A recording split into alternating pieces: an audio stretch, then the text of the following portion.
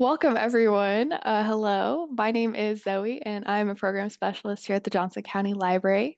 Thank you for attending today's program, A New Deal for Public Art in the Free State, as part of our Past is Prologue series.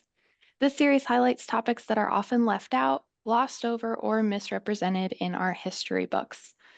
Um, Before we begin, we want to cover just a few housekeeping items. If you have any questions during the program, you can submit them through the chat box, and we'll try to answer all of these at the end of the program. And Lisa is going to be monitoring our chats for us today to make sure we get to all of your questions that we can. An on-demand version of this webcast will be available in the next 2 weeks and can be accessed on the Johnson County Library's YouTube channel. We'd also like to begin today with a brief land acknowledgement. Our Johnson County Library locations stand on the ancestral and treated lands of Native American peoples, including the Kansas, Kaskaskia, Kickapoo, Osage, Peoria, Sioux, and Shawnee. We pay respects to all Indigenous peoples, past, present, and future, for their continuing presence in this land and the land where you may be joining us from tonight. All right, now I would like to share my screen really quickly with you all to introduce our guest speaker today. Today, our speaker is going to be Kara Heitz. She is a historian and educator who engages in cultural history storytelling through a variety of media formats. Kara runs a media production company called Cleo's Scroll Productions, that creates historically focused documentary films and podcasts, including the award-winning film A New Deal for Public Art in the Free State, and the multi-award-winning podcast Kansas 1972. She is an expert on art and artists in Kansas during the Great Depression era and consults with museums and other institutions about New Deal art in their collections. She also teaches American history and film history at the Kansas City Art Institute. Now, please join me in welcoming Kara Heitz. Thank you so much. A big thank you to everyone at the Johnson County Library, Ashley Fick, who requested that I come and give this talk, and Lisa and Zoe, who helped out with the technical issues. So sorry about that, you guys. We were having some PowerPoint issues, but I think they're all resolved. I also want to give a big thank you to Humanities Kansas. This is part of their Speaker Bureau series, and it's because of them that this is possible. Are the slides able to be shared now, or can we start Yes, the slideshow? You can just start with the absolutely. first one. And everyone can still see me, I guess, while the slides are up. So there are so many different ways I can give this talk. I'm going to try to hit just a few highlights, but I will really try to leave some time for questions. So how I got interested in this topic, I am a Kansas native, but I was gone for many years, and I moved back about 8 or 9 years ago.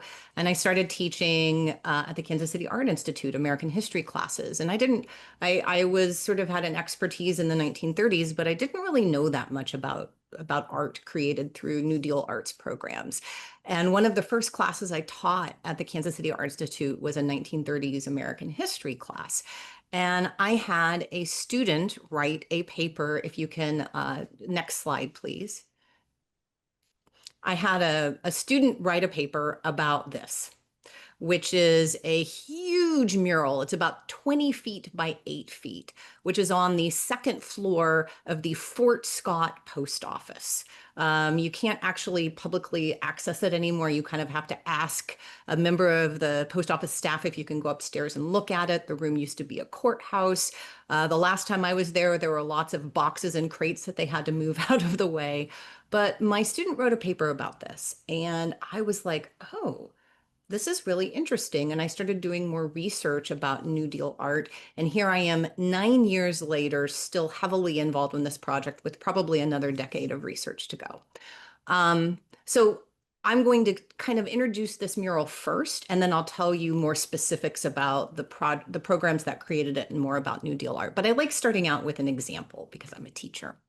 So this is a mural which is entitled Border Gateways by the well-known artist Oscar Burninghouse. He was a member of the Taos School of Art at the time, created in 1937. And as I said, it's enormous. You can go to the Fort Scott post office and try to get an employee to take you upstairs, which is a bit unusual. Most of these murals are publicly accessible. It's just that this room is not open to the public anymore. So if this was live, we'd kind of have a back and forth, a little, pedagogical moment. But, the first thing I ask people is, what do you see in this? What image is this creating? People in wagons and on horses moving east to west, newly cut wheat, stagecoaches in the background. You see a small grouping in the lower left hand of Native Americans with the cavalry at the front right.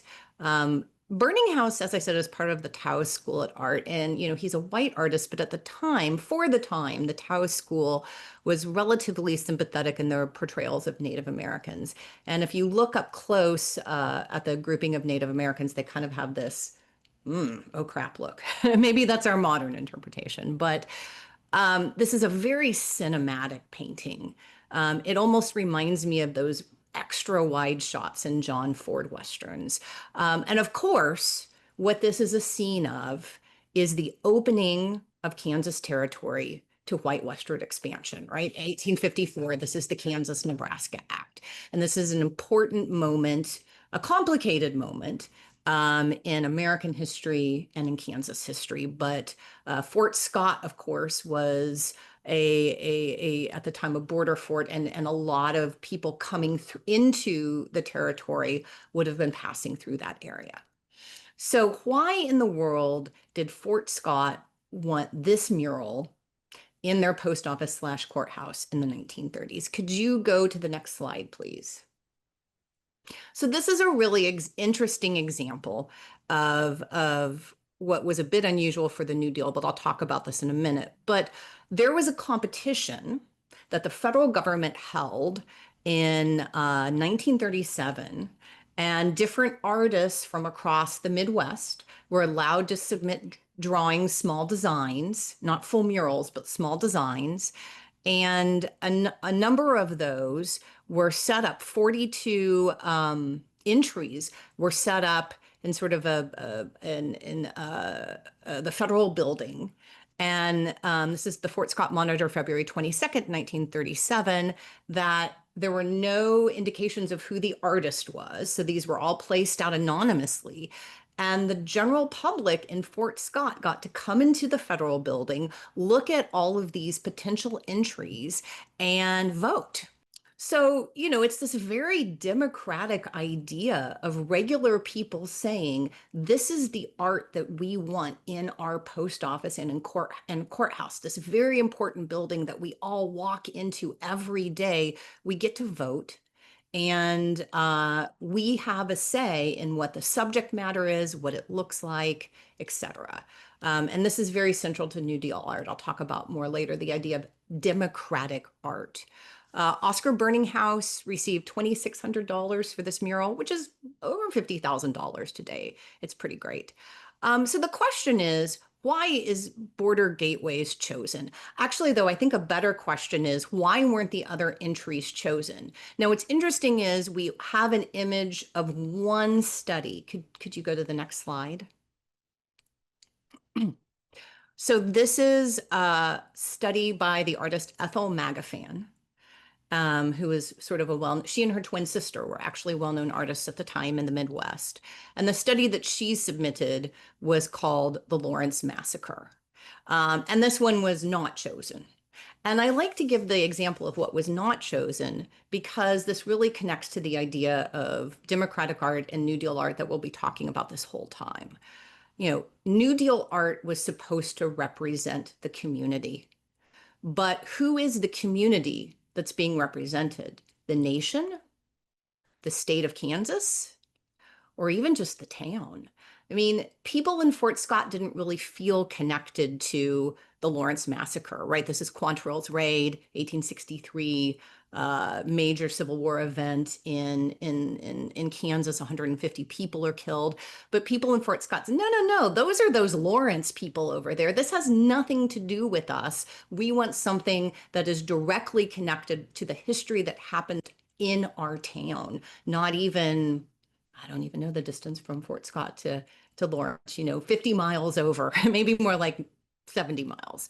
So it's this very localized history. It's also really interesting too. Many Kansans in the 1930s did not want to remember sort of the more tragic or violent parts of our past. So, for example, the State House murals, the Kansas State House murals, drawn by John Stuart Curry, they were not New Deal, but they were of this time. And the famous tragic Prelude mural of John Brown, it was pretty unpopular at the time. During the 1930s, the time of the Great Depression and the Dust Bowl in this part of the country, people wanted uplifting images or images they perceived as uplifting. Could you go to the next one? And this is what the people in Fort Scott chose, a sort of nostalgic view of their central role in westward expansion. Okay, so why in the world is this mural in Fort Scott in the post office? How did it get there? And of course, it's through the New Deal. Next slide, please. So in 1929, of course, we have the stock market crash. This is your 10-second history lesson, a 1930s history lesson, which is the beginning pretty much of the Great Depression, the most significant period of economic downturn still today in our nation's history. It lasts basically for a decade during the 1930s and a bit, some would say, into the early 1940s. And in 1932, Franklin Delano Roosevelt, FDR, wins the presidential election. He comes into office in 33 and starts implementing a far-reaching series of programs and policies aimed at relief, reform, and recovery, collectively known as the New Deal. And of course, we think of the New Deal today, we think about things like jobs programs funded by and run by the federal government, such as the WPA, the Works Progress Administration, the CCC, the Civilian Conservation Corps. And often we associate these programs, as I said, with public works projects like building bridges, building roads, planting trees like Shelter Belt in the Midwest. However, what's really important to note is that these programs included programs aimed at artists and the arts. They're out of work and they have to eat too. And there's a famous, I'm going to paraphrase this, but there's a famous quote attributed to FDR that says, in 100 years, I want to be remembered for the art produced by these programs. So during the Great Depression and the early years of World War II, the federal government engages in an unprecedented support of the arts. And these programs, this sort of collection of New Deal art programs, and I'll be talking about a few specific ones, are aimed at, of course, providing work for unemployed artists, but also promoting art and culture and uplift in a nation ravaged by economic uncertainties and hardships.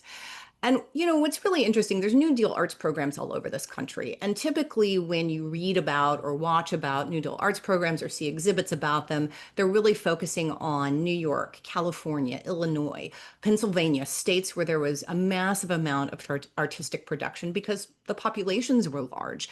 But Kansas, for a state of its size, had very active and productive New Deal arts programs. And I think in a way, Kansas could be known for its New Deal art. And that's something it's been my mission for almost the past decade, and it will continue to be. I have a lot of research I've already done. I have a lot of programs I've put out associated with this, but there's still a lot more to uncover.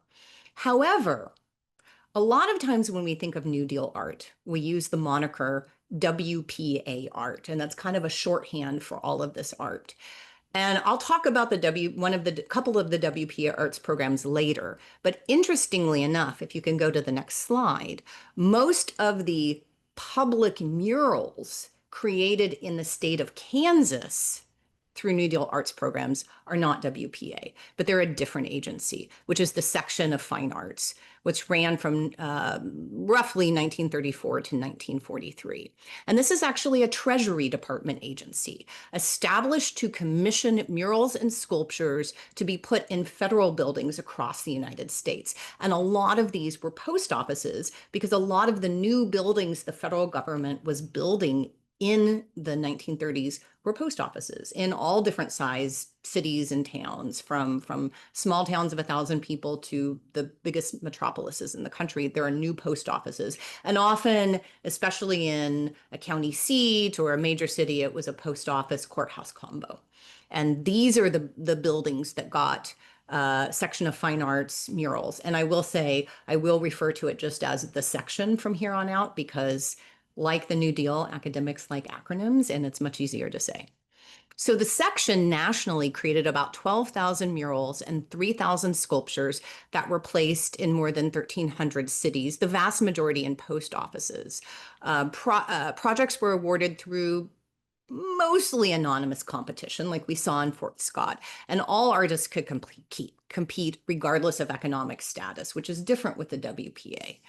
What's really interesting, a legacy that still is with us today, is that the section established that 1% of construction costs for new federal buildings during the New Deal were set aside for what was, quote, called embellishment, which was art for the building and decor.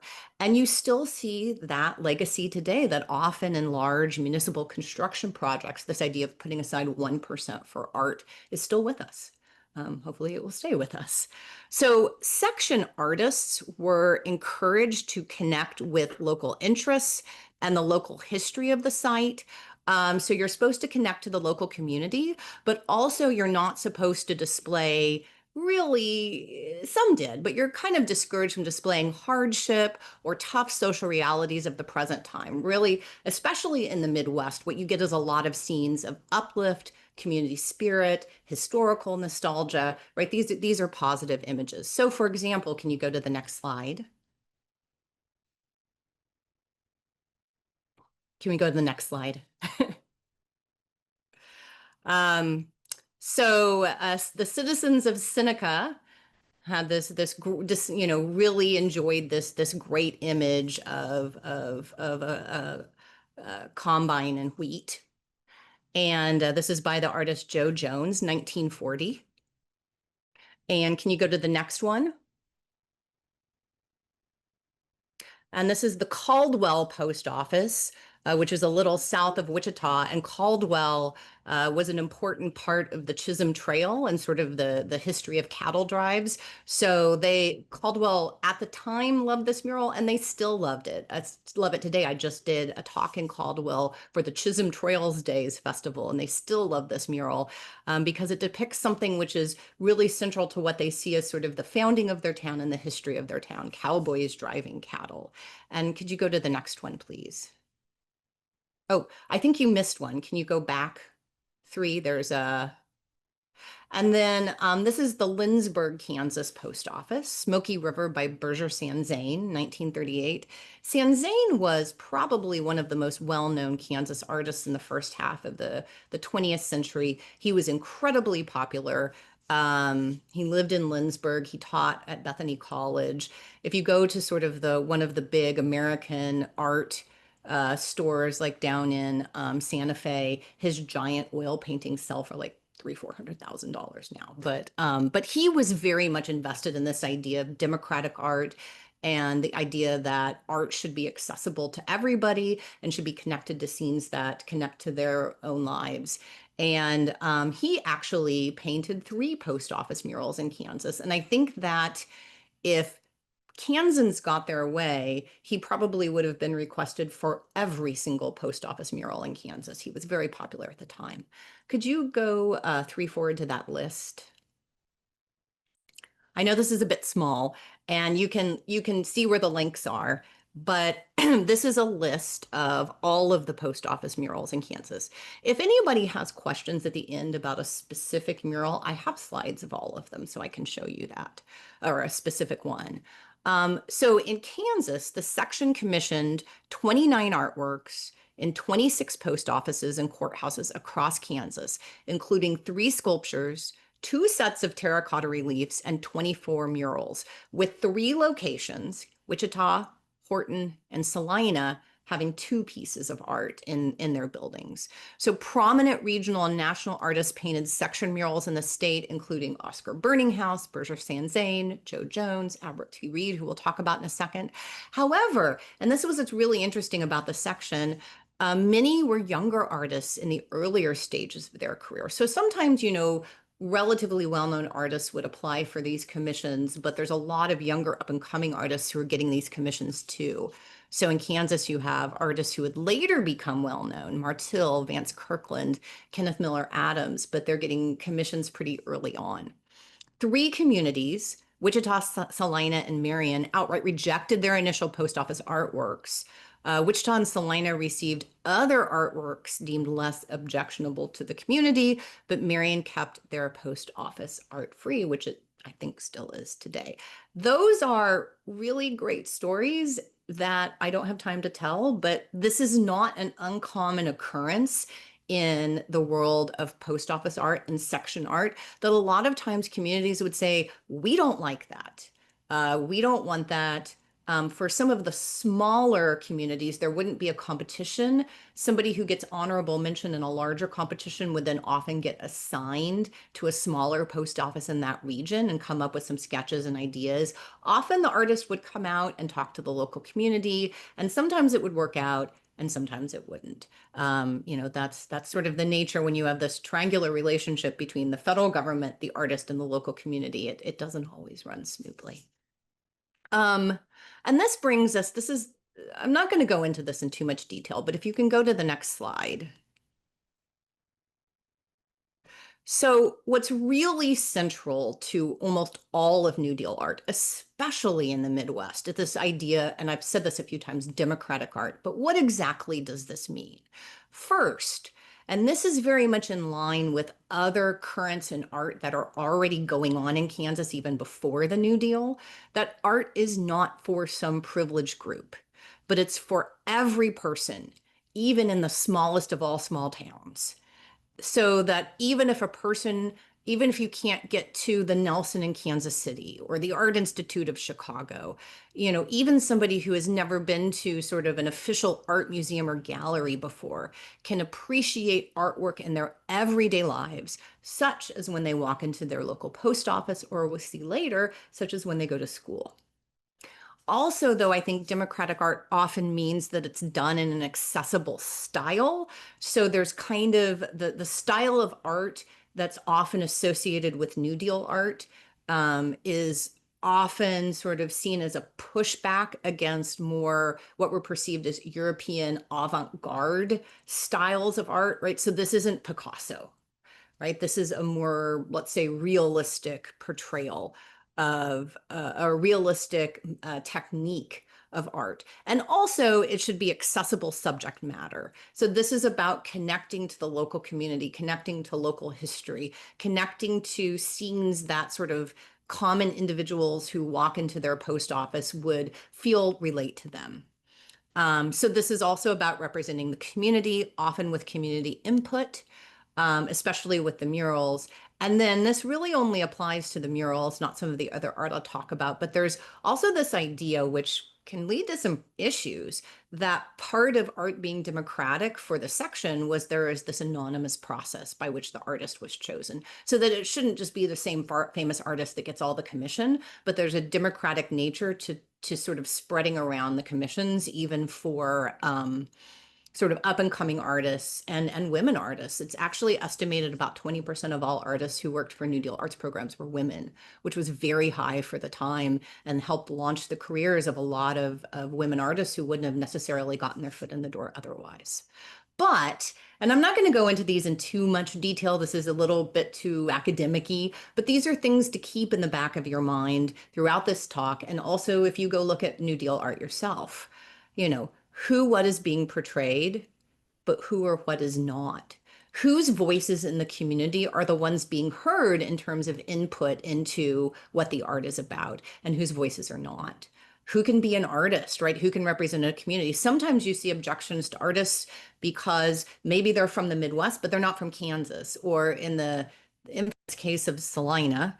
The artist, there was a married couple who came out to do what would have been a series of 8 mural panels at the Salina Post Office, which is now the Smoky Hill Museum, which ultimately were not installed and have been lost. But the main objection was these artists were from New York City, right? So, and people were really nice to them when they came out and visited, but once they left, they were like very Midwesterny, right? Um, but also, and this is a pretty topical issue right now. Should the government have any role in the arts?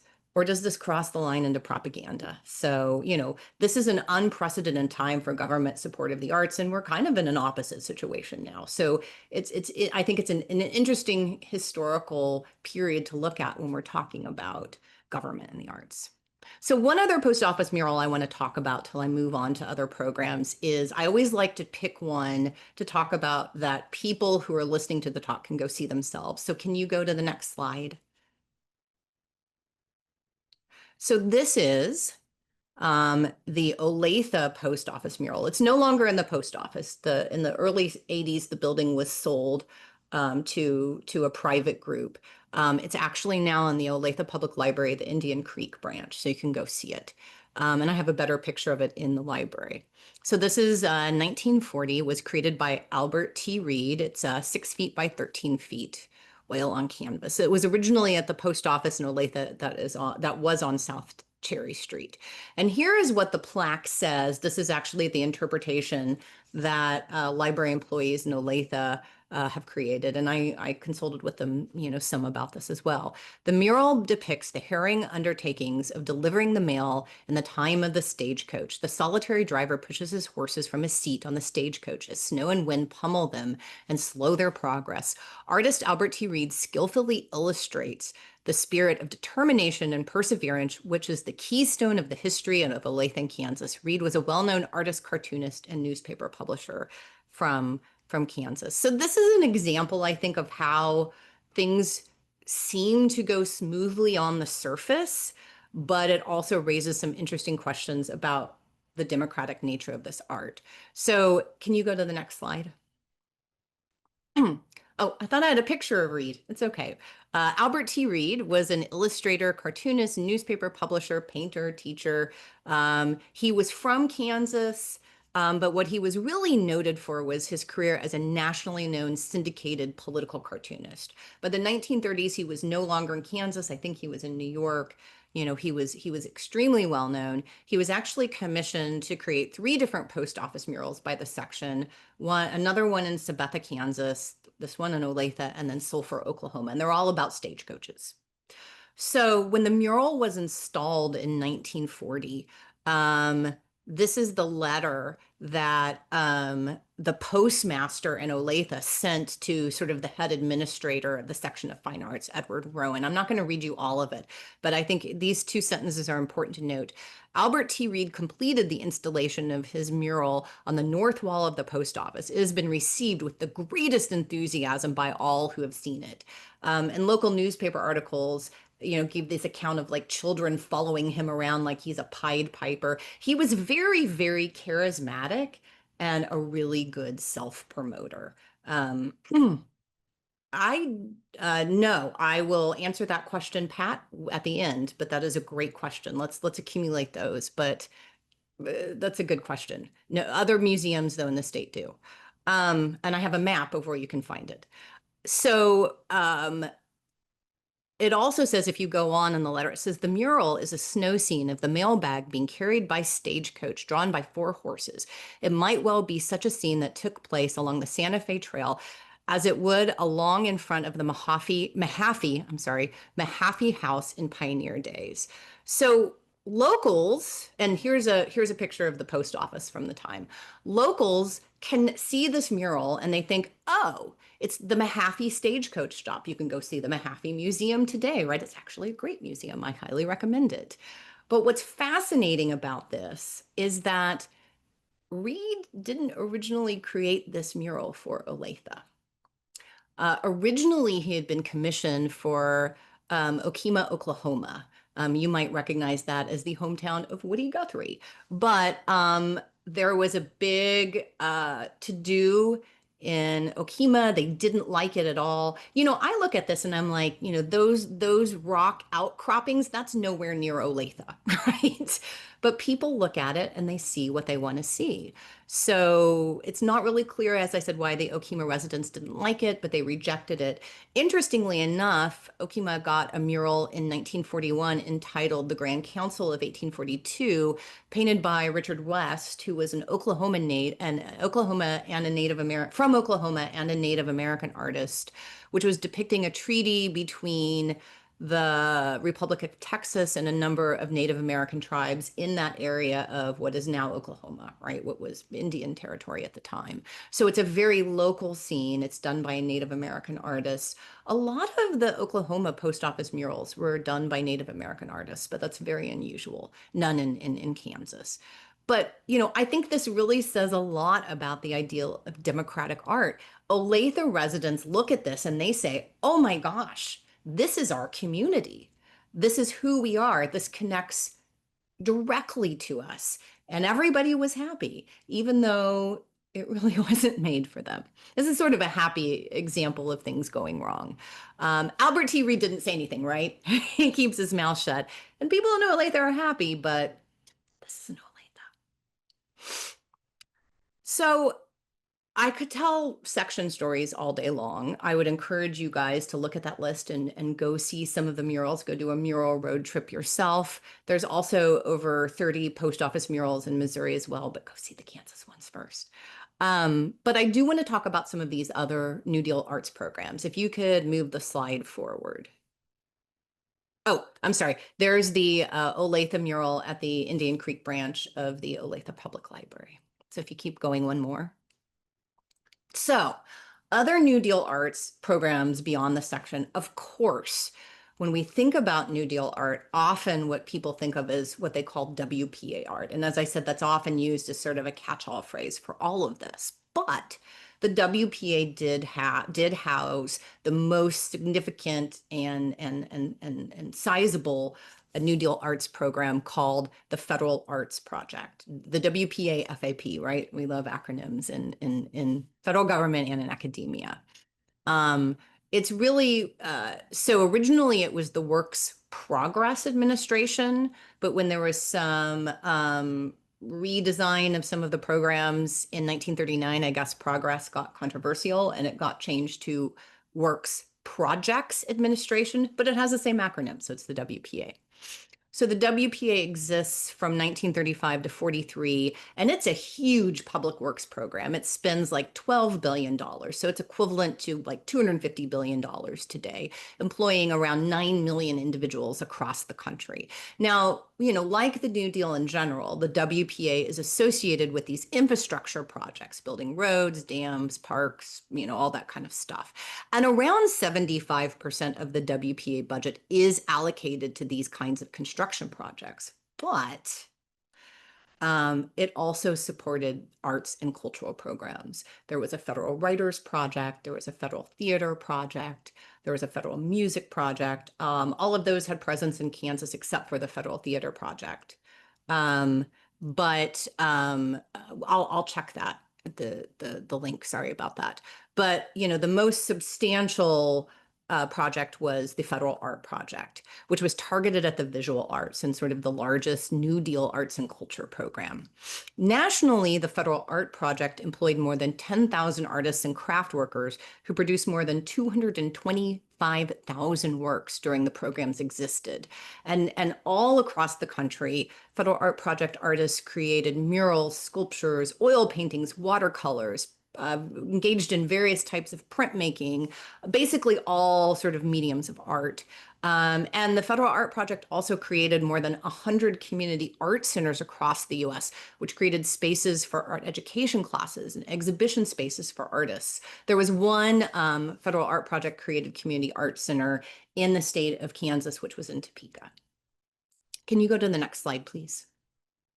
Oh, yeah, that's good.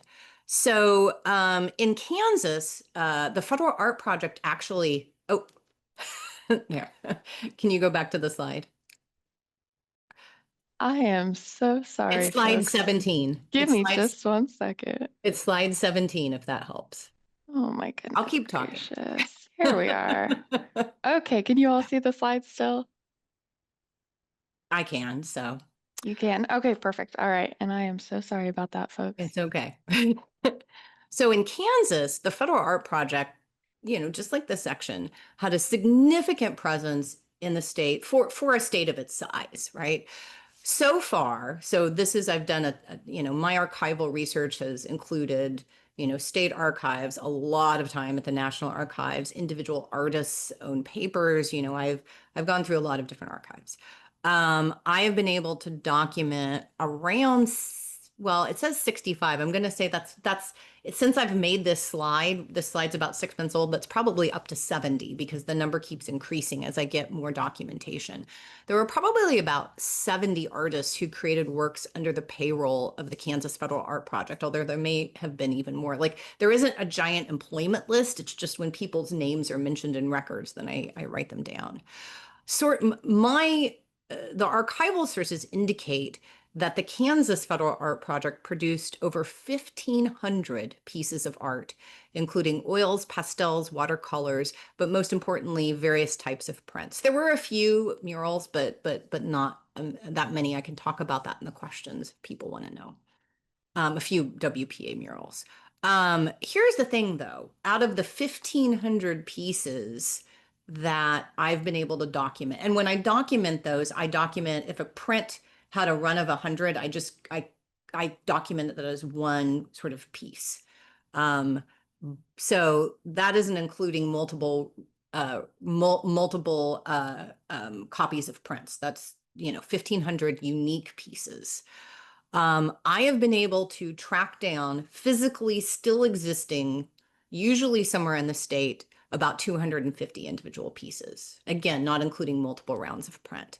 So artists such as Mary Huntoon, William Judson Dickerson, David Hicks Overmyer, Charles Rogers, Ted Hawkins, Margaret Whittemore, all of these were relatively regionally well-known artists at the time, are on the payroll of the Federal Art Project. The Federal Art Project did not work like the section by you'd get a commission for a piece. You were a salaried worker. So every 2 weeks, if you were a worker and hired by the Federal Art Project, you'd get a paycheck. And you were expected, it varied by artist, it varied by region, but you'd be expected to create, a certain amount of work every few months, which is why you have 1,500 pieces of art. Could you go to the next slide, please? Number 18. So the Kansas Federal Art Project, though, probably is most prominent in printmaking because Kansas had a very active, important, and nationally significant printmaking artistic community at that time. Some of you may have heard of the Prairie Printmakers, whom Berger Sanzane, who was the famous artist I talked about earlier, who did 3 of the murals for the section. He was very central in the creation. He established the Prairie Printmakers, and a lot of the artists who were doing prints under the Federal Art Project are also doing prints for the Prairie Printmakers, and then they're also doing shows for the Kansas Federation of Art. And so there's all of these different organizations. The Kansas Federal Art Project is really tapping into things that are already existing in Kansas and working in synergy with them when it comes to printmaking. So I've been able to document about 60 unique prints that were created under the Kansas Federal Art Project. And most of them had runs of 20 or 50 or 100. Mary Huntoon is one of the more notable printmakers who worked for the Kansas Federal Art Project. She was a Topeka artist, and interestingly enough, she actually was the head administrator for the Federal Art Project in the state of Kansas for about 3 years in the late 1930s. So she's creating her own prints. And she's also administrating all of these programs. Her papers are at the University of Kansas, and they've been very invaluable in documenting a lot of sort of the day-to-day activities of the Federal Art Project that just aren't in the National Archive official records. And as I said, it's notable that a lot of women are involved in these programs. What's interesting is that Huntoon is actively putting, this connects to democratic art. She's actively putting these prints in libraries, in sort of local museums, and most importantly in schools. About one half of the prints done by William Dickerson and Mary Huntoon for the Federal Art Project were intended for schools in the state. I think Dickerson did 6 prints for the Federal Art Project, and Huntoon, I think, did 11. And each of those were runs of 100, and about half of those were designated for schools. And so we have records, I think, at this point of about 15 school districts in Kansas receiving prints by Huntoon, by Dickerson, and by some of these other artists. So why schools? It's democratic art, right? You put a mural in the post office, you put a print in a school for students to see. And so this is about people being able to access art in their everyday life. I just realized that one of these does not have a title. So you have Mary Huntoon Tower. That's actually if any of you have seen it in person, that's the Topeka High School Gothic Tower, which was her alma mater. Mary Huntoon, Kansas Landscape, William Dickerson, Industrial Wichita #1, Charles Rogers, Twilight on the Plain. And then the piece on the far right is by a printmaker named Marguerite Nellis, who was a student of Mary Huntoon, and it's called Haskell Student. And a whole other issue that I could also talk about in the question and answer is that there are a number of murals and prints that do represent African Americans, Native Americans. And as far as I have been able to document, every single artist working for a New Deal arts program in Kansas was white. So, there's some complicated issues in terms of representation. So if you could go to the next slide, please. If you're interested, and this is actually from it ended about a year ago, but there was a big exhibition at the Beach Museum of Art at Kansas State University called Art Collecting in Kansas Schools, 1900 to 1950. And a good portion of that was connected to the New Deal. And I worked on that exhibition. And this is a map that we put together, Kansas schools that receive New Deal art. Well, what you can see is that while we have documentation that a lot of school districts receive this art, only, I think, 6 still have New Deal art in their school districts. So a lot of it walked off or got thrown away or got sent to auction or that sort of thing. Can you go to the next slide? I'm going to try to end quickly. I have about 5 more minutes and then I'll end. So another WPA arts, and I call it art, it's kind of arts and crafts, but also, I think there's always kind of this hierarchy, art and crafts. And I'd like to sort of expand the notion of art when talking about New Deal arts programs. So one of the more active WPA kind of arts and crafts programs in Kansas, which is also one of the more lesser known programs, and this is nationwide, it was a program called the Museum Extension Project. It did operate in 23 states, but Kansas had an extremely active museum extension project. And the purpose of the Museum Extension Project was to provide educational visual aids to schools, libraries, local museums, and other similar institutions. When I give this talk to younger students, I'm like, you couldn't just like pull up an image on the monitor in your classroom, right? In the 1930s. I mean, maybe an overhead projector, but it was very hard to have a vibrant sort of image or some kind of educational model at that time, or it wasn't as common. And that's really what the point of this program was. So Kansas had a really significant museum extension project. And this is separate from the Federal Art Project. This was a separate program employing more than 200 individuals in at least 10 workshops across the state and creating over 15,000 individual items that were placed in at least 60 institutions.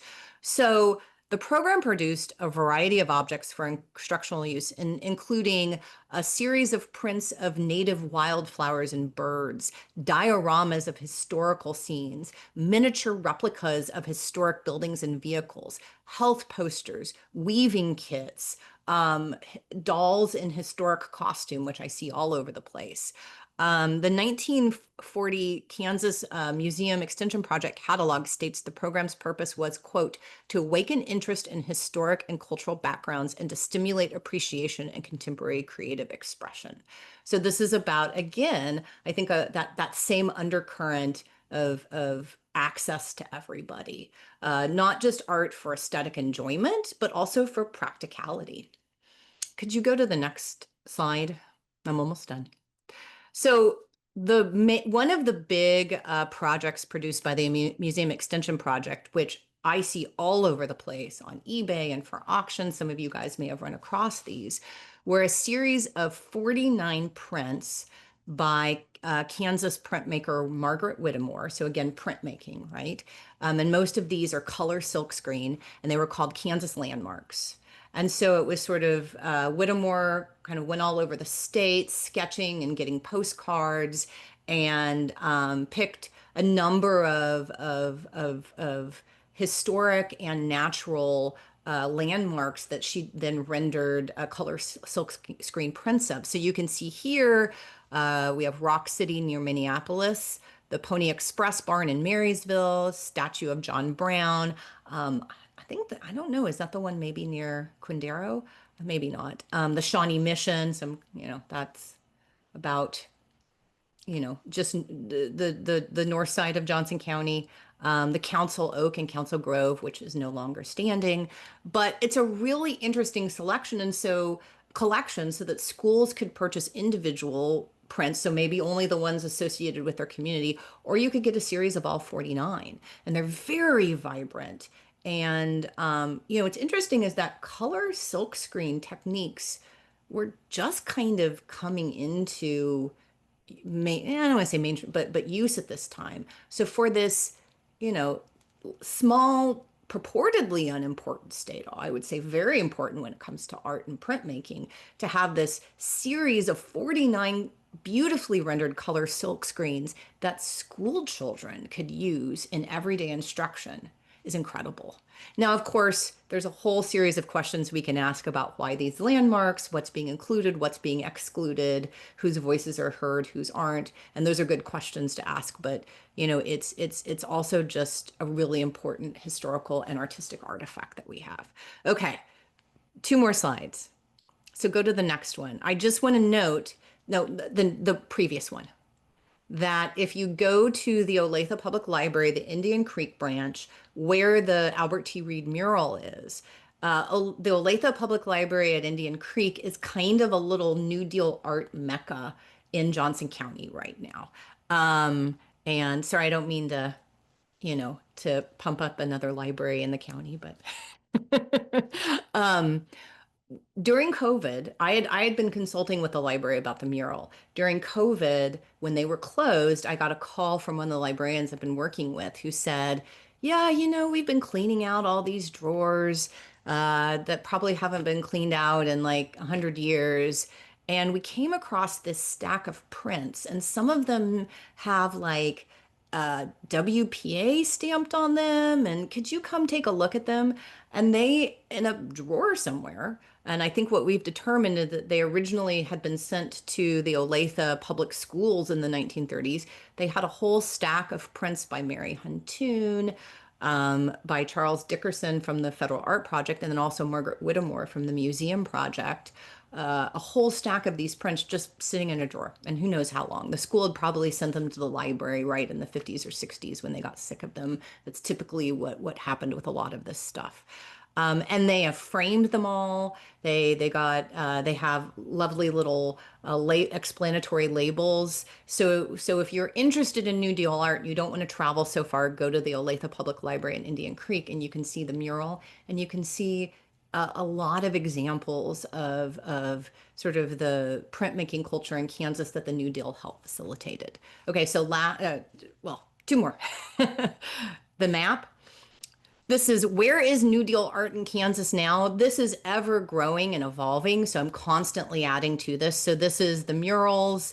This is museums that have art. This is like local county historical societies that maybe have the Margaret Whittemore prints or other kinds of museum project stuff. But it's all over the place, but it should be a lot more. Yeah, and unfortunately, it's very rare to see any institution that has all 49 of them. I think the only one that does is the Kansas State Historical Society, and they're not on view.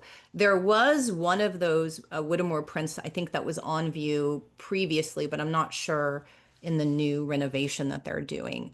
I think that the KU Spencer Museum of Art and the Beach Museum of Art at K-State have a pretty sizable collection. I don't know if they have all 49, but I have databases with all of these listed and I can tell you where specific ones are. But you still see these on eBay all the time, constantly. I think a lot of times the collections were broken up and sold separately.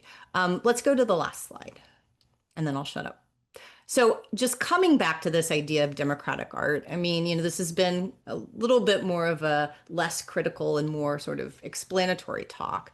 But I do think that there is this really important idea of democratic art, right? And that underpins New Deal arts programs and also a lot of like Kansas artistic production at this time, that everybody should be able to access and appreciate art, that it should be in places where it's accessible to everybody, right? That there's some kind of community connection to that art, done in an accessible style, accessible subject matter, I, but that that also in a way makes art uncomplicated and uncritical. I mean, it's still political, it's still promoting a politics, but in some ways it's a more conservative politics. And I think New Deal art is very instructive in terms of what government support for the arts can be, but it's not unproblematic, right? And we have to remember those things anytime a community or a state or a government or any institution funds art that's supposed to be connecting to large numbers of people. Is It's very easy to sort of make it uncomplicated and to not have it ask the hard questions. And sometimes that uplift is necessary, but sometimes it also loses something. I mean, there is New Deal art that is a lot more critical. You kind of have to read between the lines, but I think that's always a difficult issue with government support of the arts, which maybe we've kind of gone a little too far now, but I think those are questions we always need to ask. I'm done. I'm here to answer questions. All right. Thank you so much, Kara, for your presentation.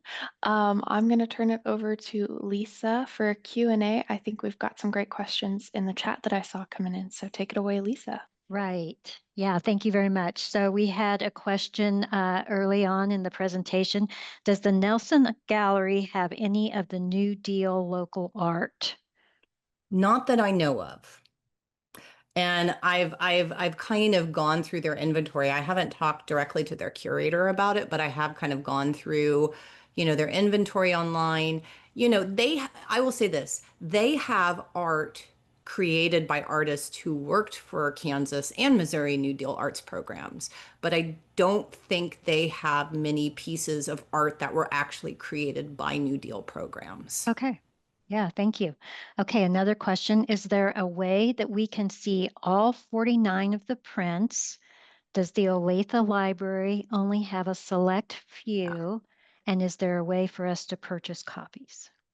So here's the important thing about New Deal art is that technically it is the property of the US federal government. You aren't legally allowed to buy or sell it. What you can do, institutions can transfer it to other institutions. So like if a post office is being sold, they can transfer it to the library. Now, there is a art market for New Deal art that exists and people have bought and sold this stuff forever. And are they going to go after you for a Margaret Whittemore print worth $100? Probably not. Also, it's the General Services Administration that has purview over over all the art owned by the federal government. They don't really have the resources at this moment to enforce all of this. They used to think I have 4 people working full time on art, and now they have 2. But technically speaking, you can't. Now, can you go on eBay and buy Margaret Whittemore prints made by the New Deal? Yeah. But all 49 of them in one place, as I said, are not, I think the Kansas State Historical Society has all 49, but they're not on view. And the Spencer Museum of Art and the Beach Museum of Art have pretty, oh, and actually the Sabatini Gallery at the Topeka Public Library, I think might have an almost complete collection of the Whittemore prints because Whittemore was a Topeka resident. So, but there isn't like one place to go. I will say, my sort of long-term, hopefully at some point in the next 5 to 10 years project is to do a digital museum of Kansas New Deal art that has images of all of this, as well as all of the information about where individual pieces are. So, Cool. Okay. Did Kansas sculptor Eldon Teft have any work with the Kansas Federal Art Project? not that I know of. I've never seen that name. I've never seen Teff's name associated with Kansas New Deal art. So that Okay. doesn't mean he didn't, but we're the archives are just what was saved, right? But I've never the sculpture, there isn't much that was done in Kansas. There is one federal art project sculpture in Newton, and it's called Mennonite Settler, and it's done by an artist named Matt Nix. Okay. We have a request, if you could share slides. Mhm. Okay. And then a spreadsheet So with the links. Yeah. yes, I can share all of that. Actually, this slide presentation, if you guys want to share it, I do have images of all of the section post office art Okay. at the end, just in Okay. case somebody has a question about one. So, Sure, sure. And we can, yeah, work on that. When you were talking about this section, you said 12,000 murals and 3,000 sculptures, but the slide said 1,200 and oh, 300. Just curious which numbers were accurate. 1,200 and 300. Okay, okay. Sorry. That was me getting excited about New Deal art. Yeah, The okay, written word is correct. Sorry. okay, okay. Let's see. Are there books with photographs of Kansas art projects? No, that is what I'm working on. So Okay. some states, like there certain states have people who have done like the post office murals of this state. Like there's a good one for Nebraska, there's a great one for Texas, New Mexico, but that is on my long list of things to complete. But there will be a book Okay. one day. Yeah, and just comments. People really enjoyed it, and someone commented that they, as a kid, always enjoyed the threshing in the Kansas, the Hutchinson post office. Oh yeah, Lumen Martin Yeah. Winter, who also did the white buffalo sculpture in front of the Kansas State Historical Society in Topeka. Yeah, and that's actually it's the only mural that was actually painted on the wall. So most of these murals are on Mm, canvas, and the artist would do them in their studio, roll them up, transport them, and then have them hung there on site. But the Hutchinson Post Office mural, Winter actually sets up shop, and there's these great newspaper articles about nobody's going to the movies on a Friday night anymore. Everyone's going down to the post office to watch him paint. So that's great. yeah. Yeah. Okay. I think we could have time for one or Oh, two more questions. Zoe? I'd like to really quickly, we got one sent in through the Q&A that is not in the chat, so I'd love to read that one real quick. Okay. Okay. We had a patron ask, did Kansas have greater participation in these programs than other states? I think for its size, like if you look at it's hard for me to say. Like I haven't taken a survey of how many artists were in every state. I mean, like New York, California, Illinois had massive programs, and a lot of artists from Kansas went to those states and participated in New Deal arts programs in other states. But for its population, these were very active programs. And I think part of that is because there were these pre-existing artist communities in Kansas, especially printmaking, that already had these ideals about democratic art that are just coinciding with the New Deal. So any other? Okay. I don't see any other questions. So, Zoe, I'll turn it back over to you. Alrighty. Well, thank you all for coming tonight. And thank you, Kara, for that wonderful presentation. And thank you to the Johnson County Library staff who helped make this program possible today. It's been so wonderful seeing you all. Our next The Passes Prologue program will be Flower Power, presented by Jean Chavez on September 17th. Thank you all so much for attending, and we'll see you at our next program. Have a nice night.